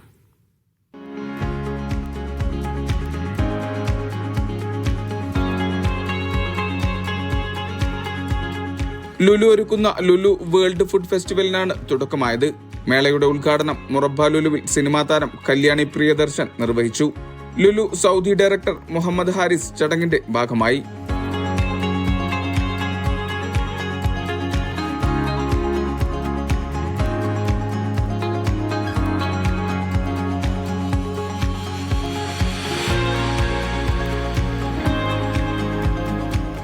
ആഗോള രുചികളും പാചക ലോകത്തെ പുത്തൻ ട്രെൻഡുകളും പരിചയപ്പെടുത്തുകയാണ് ലക്ഷ്യം. സൗദിയിലെ മുഴുവൻ ബ്രാഞ്ചുകളിലും ഫെസ്റ്റ് സജീവമാകും. ജാപ്പനീസ് അനിമേ ഭക്ഷണ വിഭവങ്ങളായ സുഷി, റാമൻ, മോച്ചി തുടങ്ങിയവയാണ് ഫെസ്റ്റിവലിന്റെ മുഖ്യ ആകർഷണം. ലൈവ് കിച്ചൺ ഷോകൾ, noodles contest, sweet challenge, cake icing challenge, mystery box, samosa folding തുടങ്ങിയവ മേളയുടെ ഭാഗമാകും. കുട്ടികൾക്കായുള്ള healthy salad making challenge, biryani cooking തുടങ്ങിയവയും ഫെസ്റ്റിൽ ശ്രദ്ധേയമാകും. നവംബർ 11 വരെയായിരിക്കും മേള തുടരുക. Media 1 Riyadh. പൗരത്വ നിയമത്തിന് ബദലായി ഇലക്ഷൻ കമ്മീഷനെ ഉപയോഗപ്പെടുത്തി SIR നടപ്പിലാക്കുകയാണെന്ന് മുസ്ലിം ലീഗ് ദേശീയ വൈസ് പ്രസിഡന്റ് KPM മജീദ്. ജിദ്ദയിൽ KMCC ഒരുക്കിയ പുസ്തക പ്രകാശന ചടങ്ങിൽ സംസാരിക്കുകയായിരുന്നു അദ്ദേഹം. നിരവധി പ്രവർത്തകർ പരിപാടിയിൽ പങ്കെടുത്തു. KMCC ജിദ്ദ സെൻട്രൽ കമ്മിറ്റി നടത്തിയ AK ഹാജിയുടെ ജീവിതം പറയുന്ന പുസ്തക പ്രകാശന ചടങ്ങായിരുന്നു വേദി. വളഞ്ഞ വഴിയിലൂടെ പൗരത്വ നിയമം നടപ്പാക്കാനുള്ള നീക്കമാണ് SIR വഴി നടപ്പാക്കുന്നത് എന്ന് മുസ്ലിം ലീഗ് സംസ്ഥാന vice president KPM Majeed MLA കുറ്റപ്പെടുത്തി. പൗരത്വ നിയമം വന്ന കാലത്ത് അതിനെതിരായി എല്ലാവരും നടത്തിയുള്ള പോരാട്ടമുണ്ടല്ലോ. ആ പൗരത്വ നിയമം നടപ്പിലാക്കുന്നതിൻ്റെ ഭാഗമായി ഇലക്ഷൻ കമ്മീഷനെ ഉപയോഗപ്പെടുത്തുകയാണ്. ഡയറക്റ്റായി നടപ്പിലാക്കാൻ പറ്റാത്തതുകൊണ്ട് ഇൻഡയറക്റ്റായിട്ട് പൗരന്മാർക്ക് മാത്രമേ വോട്ടവകാശം കൊടുക്കാവൂ എന്ന വ്യാഖ്യാനം നടത്തി നിലവിലുള്ള വോട്ടപ്പട്ടികൾ പുതുക്കേണ്ടതുണ്ടെന്നും ധാരാളം കുടിയേറ്റക്കാരും അനധികൃത ധാരാളം വോട്ടപ്പട്ടി വന്നിട്ടുണ്ട് എന്ന വ്യാഖ്യാനം നടത്തി ഇലക്ഷൻ കമ്മീഷൻ കൂടി തീരുമാനം നിർപ്പിക്കണം. അതാണ് ഇപ്പോൾ നടക്കുന്നത്. ജനാധിപത്യ വിരുദ്ധമായ SIRുമായി കേന്ദ്ര സർക്കാർ മുന്നോട്ട് പോകുന്ന സാഹചര്യത്തിൽ ജാഗ്രത പാലിക്കണമെന്നും അദ്ദേഹം പറഞ്ഞു. ക്രമക്കേട് ചൂണ്ടിക്കാണിച്ചവരെ പേരിൽ കേസെടുക്കാനുള്ള നിലപാടിലേക്ക് ഗവൺമെന്റ് പോവുകയാണ്, പിന്നെ ഇലക്ഷൻ കമ്മീഷൻ പോവുകയാണ്. അപ്പോൾ ഇന്ത്യയിലെ ജനാധിപത്യ സംവിധാനത്തിൽ ഏറ്റവും സുതാര്യമായി സത്യസന്ധമായി നടത്തുന്ന തെരഞ്ഞെടുപ്പ് സമ്പ്രദായങ്ങളെ പോലും തകിടം മറിക്കുന്ന സ്ഥിതി വരികയാണ്. ജനഹിതം മറിച്ച് കൊണ്ടുപോകാൻ വേണ്ടിയുള്ള മറ്റടിമറിക്കാനുള്ള ആസൂത്രണ ശ്രമം നടത്തിയാണ്. കേരള നിയമസഭ ഐക്യകണ്ഠേന SIR-നെതിരെ പ്രമേയം പാസാക്കിയിരുന്നു. പുസ്തക പ്രകാശന ചടങ്ങ് കുഞ്ഞിമോൻ കാക്കിയ ഉദ്ഘാടനം നിർവഹിച്ചു. VP മുസ്തഫ, റസാഖ് മാസ്റ്റർ, അബ്ദുറഹ്മാൻ, നാസർ എടവനക്കാട് എന്നിവർ സംസാരിച്ചു. Media 1 Jeddah. ദുബൈയിൽ കഴിഞ്ഞ ദിവസം സമാപിച്ച ബ്യൂട്ടി വേൾഡ് മിഡിൽ ഈസ്റ്റിൽ ഫ്രാഗ്രൻസ് വേൾഡ് 2 പുതിയ സുഗന്ധ ഉൽപ്പന്നങ്ങൾ പുറത്തിറക്കി. ദുബൈ ഭരണാധികാരിയുടെ മകൾ ഷെയ്ഖ ലത്തീഫ ഉൾപ്പെടെ പ്രമുഖർ മേളയിൽ ഫ്രാഗ്രൻസ് വേൾഡിന്റെ പവലിയൻ സന്ദർശിക്കാനെത്തി. മലയാളി സംരംഭകൻ പോളണ്ട് മൂസയുടെ ഉടമസ്ഥതയുള്ള സ്ഥാപനമാണ് ഫ്രാഗ്രൻസ് വേൾഡ്. ലോകമെമ്പാടുമുള്ള സൗന്ദര്യവർദ്ധക സുഗന്ധ മേഖലയിലെ സ്ഥാപനങ്ങൾ അണിനിരക്കുന്ന ബ്യൂട്ടി വേൾഡ് മിഡിൽ ഈസ്റ്റിന്റെ പ്രധാന സ്പോൺസർ കൂടിയായിരുന്നു ഫ്രാഗ്രൻസ് വേൾഡ്. മേളയിലെത്തിയ ദുബൈ ഭരണാധികാരിയുടെ മകൾ ഷെയ്ഖ ലത്തീഫ ഫ്രാഗ്രൻസ് വേൾഡിന്റെ പവലിയനിലെത്തി പോളണ്ട് മൂസയുമായി കൂടിക്കാഴ്ച നടത്തി. നാടൻ തേനിൽ നിന്നും വികസിപ്പിച്ചെടുത്ത ഫ്രഞ്ച് അവന്യൂ നെക്ടറും സ്ട്രീറ്റ് ഒറിജിൻസുമാണ് പുതുതായി ഈ മേളയിൽ പുറത്തിറക്കിയത്. ഇക്കൊല്ലം ഞങ്ങൾ ഏകദേശം ഒരു 42 പ്രൊഡക്റ്റ് ഞങ്ങൾ ലോഞ്ച് ചെയ്തിട്ടുണ്ട്. അതിൽ എന്താ പറയുക, ഒരു 25 പ്രൊഡക്റ്റ് ഫ്രഞ്ച് അവന്യൂയിലും ബാലൻസ് ഫ്രാഗ്രൻസ് വേൾഡിലുമാണ്. പക്ഷെ എല്ലാ പ്രൊഡക്റ്റും ഒന്നിനൊന്ന് മെച്ചാണെന്ന് ഞങ്ങൾ വിശ്വസിക്കുന്നു. വളരെ കഴിഞ്ഞ കൂടുതൽ വിചാരിക്കുക, പക്ഷേ എല്ലാം വളരെ നല്ല പ്രൊഡക്റ്റാണ്. നല്ല റിവ്യൂ ആണ്. 99.9% നല്ല റിവ്യൂ ആണ് ഞങ്ങൾക്ക് കിട്ടിയത്. 168 രാജ്യങ്ങളിൽ നിന്നുള്ള 2300-ലധികം സ്ഥാപനങ്ങളാണ് ഇത്തവണ ബ്യൂട്ടി വേൾഡ് മിഡിൽ ഈസ്റ്റിൽ പങ്കെടുത്തത്. Media 1 Dubai. ക്യാൻസറിനെ തോൽപ്പിച്ച ബാലന് നൽകിയ വാക്ക് ബഹ്റൈൻ രാജകുമാരൻ പാലിച്ചു. ആ വാക്ക് നിറവേറ്റുന്നതിന് സാക്ഷിയായതാകട്ടെ ബഹ്റൈനിലെ ഏഷ്യൻ യൂത്ത് ഗെയിംസ് വേദിയും. കാണാം വികാരനിർഭരമായ ആ നിമിഷങ്ങൾ. ഈ വൈകാരികമായ രംഗത്തിന്റെ ആഴം മനസ്സിലാക്കണമെങ്കിൽ 8 മാസങ്ങൾ പിന്നിലേക്ക് പോകണം. അന്ന് ഷെയ്ഖ് ഖാലിദ് ആ കുരുന്നിന് ഒരു വാക്ക് നൽകിയിരുന്നു.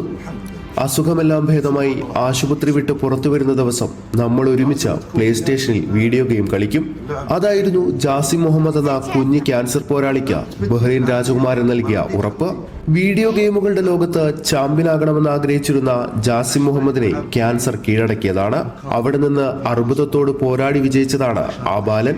ആശുപത്രിയിൽ ചികിത്സയിലിരിക്കെയാണ് ആദ്യമായി ഷെയ്ഖ് ഖാലിദ് സമ്മാനങ്ങളുമായി ജാസിമിനെ കാണാനെത്തുന്നത്. അവിടെ വെച്ച് ഒരുമിച്ച് വീഡിയോ ഗെയിം കളിക്കാമെന്ന ഉറപ്പ് നൽകി. അന്ന് ഷെയ്ഖ് ഖാലിദ് അവനോട് ചോദിക്കുന്നുണ്ട്, നമ്മൾ ഗെയിം കളിക്കുമ്പോൾ ചുറ്റും വലിയ ആൾക്കൂട്ടവും മാരവങ്ങളും ഉണ്ടായാൽ എങ്ങനെ ഉണ്ടാകുമെന്ന്.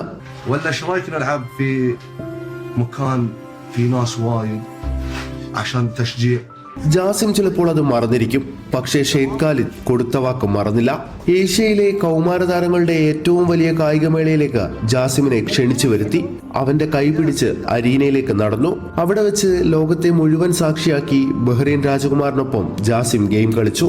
അവന്റെ മുഖത്ത് വിരിഞ്ഞ പുഞ്ചിരിയിലുണ്ടായിരുന്നു ആ നിമിഷത്തിന്റെ മനോഹാരിത മുഴുവൻ. കാരണം അതവന്റെ സ്വപ്ന സാക്ഷാത്കാരമായിരുന്നു.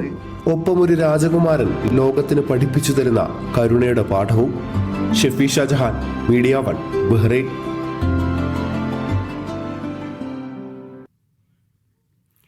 ഗൾഫ് മാധ്യമം പുറത്തിറക്കിയ മലയാളം ഭാഷതൻ സപ്ലിമെന്റ് മുഖ്യമന്ത്രി പിണറായി വിജയൻ പ്രകാശനം ചെയ്തു. ദോഹയിൽ നടന്ന മലയാളോത്സവം ആഘോഷ പരിപാടിയിലായിരുന്നു പ്രകാശനം. ഖത്തറിലെ ഇന്ത്യൻ അംബാസിഡർ വിപുൽ, വ്യവസായി MA യൂസഫ് അലി തുടങ്ങിയവർ സന്നിഹിതരായിരുന്നു.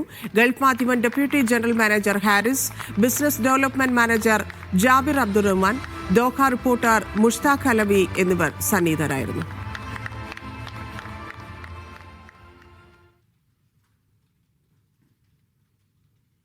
മറ്റു ചില വാർത്തകൾ ചുരുക്കത്തിൽ. ഉംറ വിസ നിയമങ്ങളിൽ മാറ്റം. 30 ദിവസത്തിനുള്ളിൽ സൗദിയിൽ പ്രവേശിച്ചില്ലെങ്കിൽ വിസ റദ്ദാകും. ഉംറ വിസകൾ നൽകിയതു മുതൽ 1 മാസത്തിനകം സൗദിയിൽ പ്രവേശിക്കണമെന്ന് ഹജ്ജ് ഉംറ മന്ത്രാലയം. 3 മാസം വരെ തങ്ങാനാകും. സൗദിയുടെ പല സ്ഥലങ്ങളിലും ഇടിമിന്നലോട് കൂടിയ മഴ, കനത്ത കാറ്റിനും സാധ്യത.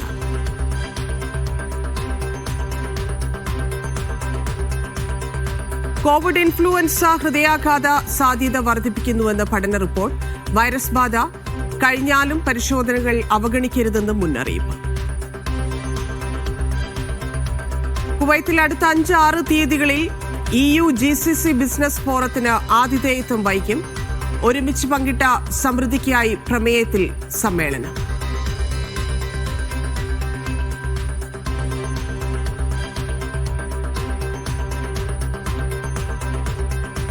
ദുബായ് റൈഡ് നടക്കുന്നതിനാൽ നവംബർ 2-ന് 3 റോഡുകൾ അടച്ചിടുക. Sheikh Zayed road, lower financial centre road, Sheikh Mohammed bin Rashid ബോളിവാർഡിൽ നിന്നുള്ള വൺ വേ എന്നീ റോഡുകൾ. സാംസ്കാരിക മേഖല ശക്തമാക്കുന്നതിന്റെ ഭാഗമായി സൗദി സാംസ്കാരിക മന്ത്രിയും കൊളംബിയൻ സാംസ്കാരിക മന്ത്രിയുടെ കരാറിൽ ഒപ്പിട്ടു.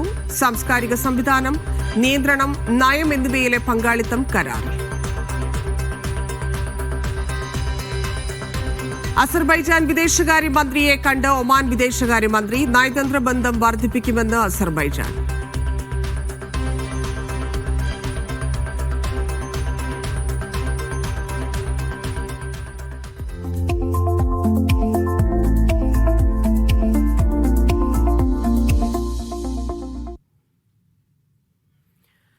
കേരളത്തിന്റെ സ്വന്തം വാദ്യ കലാരൂപമാണ് പഞ്ചവാദ്യം. കേരളത്തിന്റെ പഞ്ചവാദ്യ പാരമ്പര്യവും ആസ്വാദന ലഹരിയും ഇന്ന് കടൽ കടന്ന് വിദേശ രാജ്യങ്ങളിൽ പോലും എത്തി. ഒമാനിൽ ഇതിന് വേരുറപ്പിച്ചത് തൃശൂർ സ്വദേശി തിച്ചൂർ സുരേന്ദ്രൻ ആശാനാണ്. 2 പതിറ്റാണ്ടായി തുടരുന്ന മേളയാത്ര.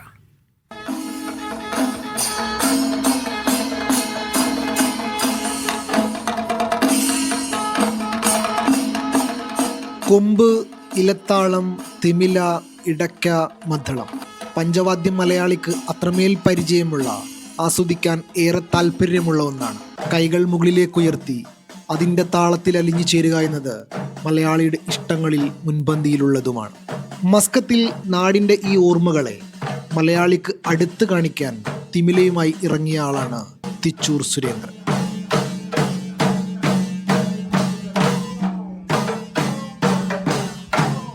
2 പതിറ്റാണ്ടായി തിച്ചൂർ സുരേന്ദ്രൻ ആശാൻ പഞ്ചവാദ്യത്തിൽ താൻ അഭ്യസിച്ചത് മറ്റുള്ളവർക്ക് പകർന്നു നൽകുന്നു. ഇതിനിടക്ക് 100 കണക്കിന് വേദികൾ, 300-ൽ കൂടുതൽ ശിഷ്യന്മാർ, ഒമാനിൽ പഞ്ചവാദ്യത്തിന് ഇടം കണ്ടെത്തിയ മനുഷ്യൻ.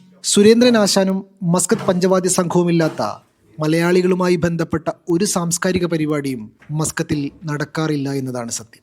മസ്കത്തിൽ ആദ്യമായി 2002-ലാണ് തിച്ചൂർ സുരേന്ദ്രൻ ആശാൻ മട്ടന്നൂർ ആശാനോടൊപ്പം കേരള വിങ്ങിന്റെ പരിപാടിയിൽ പഞ്ചവാദ്യം അവതരിപ്പിക്കുന്നത്. ഈ 22 കൊല്ലത്തിന്റെ ഉള്ളിൽ ഏകദേശം ഒരു 300-ൽ പരം ശിഷ്യന്മാരെ ഞാൻ പഠിപ്പിച്ചു. ഇപ്പോഴും ഈ പുതിയ ബാച്ചാണ് ഇപ്പോൾ പഠിപ്പിച്ചുകൊണ്ടിരിക്കുന്നത്. എന്തായാലും ആദ്യമായിട്ട് കടൽ കടന്നിട്ട് നമ്മുടെ കേരളത്തിന്റെ തനതായ കല പഞ്ചവാദ്യം ഇതെല്ലാം ഇവിടെ തുടങ്ങാൻ പറ്റിയതിൽ നമ്മുടെ കൾച്ചറായിട്ടുള്ള പഞ്ചവാദ്യം കേരളത്തിന്റെ തനതായിട്ടുള്ള കലയാണ്. അതിനെ ഇവിടെ കൊണ്ടുവരാൻ സാധിച്ചു, കുറെ ആൾക്കാരെ പഠിപ്പിക്കാൻ സാധിച്ചു. കടൽ കടന്നിട്ടുള്ള ഇത് ജനകീയമാക്കാനുള്ള ഒരു ഭാഗ്യം എനിക്കുണ്ടായി. നന്നേ ചെറുപ്പത്തിൽ തന്നെ തിച്ചൂർ സുരേന്ദ്രൻ മേളത്തിന്റെ ലോകത്തേക്ക് എത്തിയിട്ടുണ്ട്. കടൽ കടന്ന് ജീവിതമാർഗം തേടി മസ്കത്തിലെത്തിയപ്പോഴും ഉള്ളിലെ കല കിടന്ന് തിളച്ചു മറിഞ്ഞു. സോഷ്യൽ ക്ലബ് വേദിയിൽ മട്ടന്നൂർ ആശാനോടൊപ്പം കൊട്ടി തുടക്കമിട്ടു. പിന്നെ അതൊരു കൂട്ടമായി. ഇപ്പോഴത്തെ ബാച്ചിലെ ഏറ്റവും ചെറിയ ശിഷ്യനാണ്, ഏറ്റവും പ്രായം കുറഞ്ഞിട്ടുള്ളത്. ഇപ്പോഴത്തെ ബാച്ചല്ല, ഇപ്പോൾ മസ്കറ്റ് പഞ്ചവാദ്യ സംഘത്തിന്റെ ഇപ്പോഴത്തെ ഞങ്ങളെ ഇനിയിപ്പോൾ ഇവര് മസ്കറ്റ് പഞ്ചവാദ്യ സംഘത്തിലേക്ക് വരാൻ പോവാണ്. അപ്പോൾ ഞങ്ങളുടെ ഇനിയിപ്പോൾ വരുന്ന ഇവരുടെ അരങ്ങേറ്റം കഴിഞ്ഞാലും ഏറ്റവും ചെറിയ കുട്ടി പറഞ്ഞത് ഇതാണ്. 2005 മുതൽ 2025 എത്തി നിൽക്കുമ്പോൾ ഏകദേശം 350-ൽ പരം കലാകാരന്മാർ നമ്മുടെ ബഹുമാനപ്പെട്ട ആശാൻ ശ്രീ തിച്ചൂർ സുരേന്ദ്രൻ്റെ ശിക്ഷണത്തിൽ വിവിധ കല പഠിച്ചിറങ്ങി ഇവിടെ എല്ലാ വേദികളിലും അവതരിപ്പിച്ചുകൊണ്ടിരിക്കുകയാണ്. ഇവിടെ മലയാളി കൂട്ടായ്മകൾ എവിടെയെല്ലാം ഉണ്ടോ അവിടെയെല്ലാം മസ്കറ്റ് പഞ്ചവാദ്യ സംഘത്തിന്റെ ഒരു പെർഫോമൻസ് അവിടെ ഉണ്ടാവാറുണ്ട്. എല്ലാ പിന്തുണയുമുള്ള കുടുംബം കൂടെയുള്ളത് തന്നെയാണ് സുരേന്ദ്രൻ ആശാന്റെ കരുത്ത്. മകൻ അച്ഛന്റെ പാത പിന്തുടർന്ന് പഞ്ചവാദ്യത്തിൽ അരങ്ങേറ്റം കുറിച്ചിരുന്നു. മകൾ നൃത്തത്തിലും. അവിടെ പോയി കൊട്ടുന്നുള്ള ബാഗിലാക്കി കൊടുത്ത് അങ്ങോട്ട് പറഞ്ഞയക്കേണ്ടതൊക്കെ നമ്മൾ തന്നെയാണ്. അപ്പം എല്ലാ തരത്തിലും നമ്മൾ കുടുംബം മുഴുവൻ മൂപ്പരുടെ ഒപ്പമുണ്ട്. മൂപ്പര് കൊട്ടാരിക്കുമ്പോൾ 7 മണിക്ക് ക്ലാസ് തുടങ്ങി കഴിഞ്ഞാൽ രാത്രി 10 മണി, 10:30, 12 മണി അങ്ങനെയൊക്കെ പണ്ടൊക്കെ ഉണ്ടായിരുന്നത്. ഇപ്പോൾ പിന്നെയും ഇച്ചിരി നേരത്തെ കഴിയും. മറ്റേതൊക്കെ 12:30 മണിക്കൊക്കെ വീട്ടിൽ വന്നത് മക്കളൊക്കെ ചെറിയ കുട്ടികളാകുമ്പോൾ. പക്ഷെ നമുക്കും അതിനോട് ചേർന്ന് പോകാൻ പറ്റുന്നത് നമ്മളൊരു കലാകാരിയായതുകൊണ്ടാണ്. പ്രവാസ ലോകത്തെത്തിയാൽ പിന്നെയെല്ലാം നാട്ടോർമ്മകളാണ്. നാട്ടിലെ ആനയും പൂരവും പഞ്ചവാദ്യവും തുടങ്ങി പ്രവാസിയെ നാടിനോട് ചേർത്ത് കിട്ടുന്നതിൽ മുൻപന്തിയിലുള്ള കാര്യങ്ങൾ. അവിടെയാണ് തിച്ചൂർ സുരേന്ദ്രൻ ആശാൻ ഈ മരുഭൂമിയിൽ മേളത്തിൻ്റെ ഒരു വഴി വെട്ടി തുറന്നത്. Media 1 Muscat. Winter dreams promotion ആരംഭിച്ച് UAE-ലെ അൽമദീന ഗ്രൂപ്പ്. 1 ദിർഹം മുതൽ മൂല്യമുള്ള ഉൽപ്പന്നങ്ങൾ വാങ്ങുന്നവർക്ക് 1 വർഷത്തെ വീട്ടുവാടക, സ്കൂൾ ഫീസ്, കാറുകൾ തുടങ്ങി നിരവധി സമ്മാനങ്ങളാണ് പ്രഖ്യാപിച്ചിരിക്കുന്നത്. നാളെ മുതലാണ് ഓഫറുകൾ ആരംഭിക്കുക. 3 മാസം നീണ്ടു നിൽക്കുന്ന വിന്റർ ഡ്രീംസ് ആനുവൽ പ്രൊമോഷന്റെ 5ാം സീസണാണ് നാളെ ആരംഭിക്കുന്നത്. അൽമദീന ഗ്രൂപ്പിന് കീഴിൽ ദുബായ്, ഷാർജ, അജ്മാൻ എമിറേറ്റുകളിലെ ഔട്ട്ലെറ്റുകളിലാണ് ഓഫർ നടക്കുന്നത്. ബമ്പർ സമ്മാനമായി ഭാഗ്യജേതാവിന് 1 വർഷത്തേക്കുള്ള വീടിന്റെ വാടക തുകയാണ് നൽകുന്നതെന്ന് മദീന ഗ്രൂപ്പ് അധികൃതർ ദുബൈയിൽ വാർത്താസമ്മേളനത്തിൽ പറഞ്ഞു. ഓരോ ആഴ്ചയിലും ഹവൽ SUV കാർ, 12 പേർക്ക് 1 വർഷത്തേക്കുള്ള സ്കൂൾ ഫീസ്, 12 പേർക്ക് ഡ്രീം ദുബായ് എന്ന പേരിൽ കുടുംബത്തെ ദുബൈയിൽ കൊണ്ടുവരാനുള്ള അവസരം, ഇന്റർനാഷണൽ ടൂർ പാക്കേജുകൾ, ഗിഫ്റ്റ് വൗച്ചറുകൾ തുടങ്ങിയവയാണ് മറ്റ് സമ്മാനങ്ങളെന്ന് Madina group marketing director Ayub Cheruvath പറഞ്ഞു. വെറും 1 ദിർഹം മാത്രം ചെലവഴിച്ചു കഴിഞ്ഞാൽ നമ്മുടെ ഈ പ്രൊമോഷന്റെ ഭാഗമാകാൻ കഴിയും. നമ്മുടെ ഔട്ട്ലെറ്റിൽ കൂടെ കിട്ടുന്ന റാഫിൾ ഡ്രോയിൽ കൂടെ വലിയ പ്രൈസുകളാണ് അവർ കാത്തിരിക്കുന്നത്. 12 കാറുകൾ കൊടുക്കുകയാണ്. സ്കൂൾ ഫീസ് എന്ന് പറയുമ്പോൾ അത് വലിയ അട്രാക്ഷനാണ്. ഡയറക്ടർമാരായ ഷാസിൽ പൊയിൽ, മുഹമ്മദ് അലി, മാർക്കറ്റിംഗ് മാനേജർ അരുൺ തൊട്ടിയൻ തുടങ്ങിയവരും വാർത്താസമ്മേളനത്തിൽ പങ്കെടുത്തു. Media 1 Dubai. സൗദി മലയാളി സമാജം ദമാമിൽ സംഘടിപ്പിക്കുന്ന സൗദി മലയാളി ലിറ്റററി ഫെസ്റ്റിന് തുടക്കമായി. മലയാള, തമിഴ് സാഹിത്യ പ്രവർത്തകർ പങ്കെടുക്കുന്ന പരിപാടിയുടെ ഔദ്യോഗിക ഉദ്ഘാടനം സംഘടിപ്പിച്ചു. എഴുത്തുകാരായ സക്കറിയ, പെരുമാൾ മുരുകൻ, രാജശ്രീ, അഖിൽ പി ധർമ്മജൻ, റഹ്മാൻ കിഴങ്ങയം എന്നിവർ പങ്കെടുത്തു. സൗദി മലയാളി സമാജം സംഘടിപ്പിക്കുന്ന സൗദി മലയാളി ലിറ്റററി ഫെസ്റ്റിന് ദമാമിൽ പ്രൗഢോജ്ജലമായ തുടക്കം. തമിഴ് സാഹിത്യകാരൻ പെരുമാൾ മുരുകൻ ഫെസ്റ്റ് ഉദ്ഘാടനം ചെയ്തു. സാഹിത്യ പ്രവർത്തകരും എഴുത്തുകാരുമായ സക്കറിയ, രാജശ്രീ, റഹ്മാൻ കിടങ്ങയം, അഖിൽ പി ധർമ്മജൻ, ഷെമി എന്നിവർ അതിഥികളായി.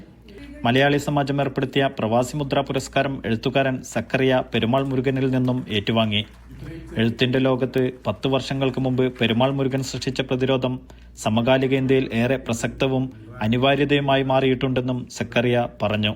ഇന്ത്യ മുഴുവൻ മാത്രമല്ല, ലോകമെങ്ങും അദ്ദേഹത്തിൻ്റെ പിടിച്ചുനിൽപ്പിൻ്റെ മാറ്റൊലികൾ മുഴങ്ങി അന്ന് 2015 ലോകമൊട്ടാകെയുള്ള ഏറ്റവും പ്രശസ്തങ്ങളായ മാധ്യമങ്ങളിലെല്ലാം റിപ്പോർട്ട് ചെയ്യപ്പെട്ട ഒരു നിലപാടാണ് അന്ന് ശ്രീ പെരുമാൾ മുരുകൻ സ്വീകരിച്ചത്. മലയാളി സമാജം പ്രവർത്തകൻ ഷനീബ് അബൂബക്കർ രചിച്ച ഇംഗ്ലീഷ് കൃതി സമറിന്റെ കമർ പേജ് പ്രകാശനം എഴുത്തുകാരി രാജശ്രീ, യുവ എഴുത്തുകാരൻ അഖിൽ പി ധർമ്മജൻ എന്നിവർ ചേർന്ന് നിർവഹിച്ചു. പെരുമാൾ മുരുകൻ, രാജശ്രീ, അഖിൽ പി ധർമ്മജൻ, റഹ്മാൻ കിടങ്ങയം, ഷെമി എന്നിവരെ ചടങ്ങിൽ ആദരിച്ചു. സാഹിത്യപ്രവർത്തകർ സദസ്സുമായി സംവദിച്ചു. Malayali Samajam president Sajid Arattupuzha, camp director Malik Maqbool എന്നിവർ സംസാരിച്ചു. ജലീലിയോ, സജി മാർക്കോസ്, പ്രവിശ്യയിലെ സാമൂഹിക സാംസ്കാരിക രംഗത്തുള്ളവർ എന്നിവർ സംബന്ധിച്ചു. വ്യത്യസ്ത സെഷനുകൾ ഉൾപ്പെടുത്തിയുള്ള ഏകദിന സാഹിത്യ ക്യാമ്പും ദമാമിൽ പുരോഗമിക്കുകയാണ്.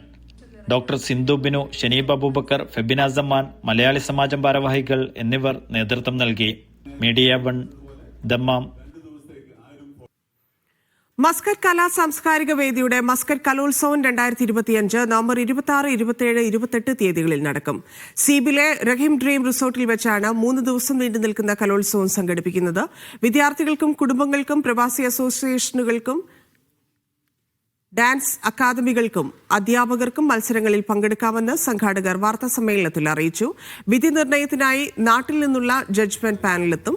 നവംബർ 28 സിനിമാ സീരിയൽ താരമായ അമ്പിളി ദേവി, അഖില ആനന്ദ്, രാജേഷ് വിജയ്, ലക്ഷ്മി ജയൻ എന്നിവർ നയിക്കുന്ന നൃത്ത സംഗീത വിരുന്ന് നക്ഷത്ര രാവ് എന്ന മെഗാ ഷോയും ഉണ്ടായിരിക്കുമെന്ന് സംഘാടകർ അറിയിച്ചു. മലപ്പുറം കൊടിഞ്ഞി സ്വദേശി റിയാസ് ദുബൈയിൽ മരിച്ചു. 46 വയസ്സായിരുന്നു. ഹൃദയാഘാതമാണ് മരണകാരണം. മൃതദേഹം ഇന്ന് നാട്ടിലേക്ക് കൊണ്ടുവന്നു. ഏറെക്കാലമായി ദുബൈ ഗോൾഡ് സൂക്കിൽ ജോലി ചെയ്തു വരികയായിരുന്നു.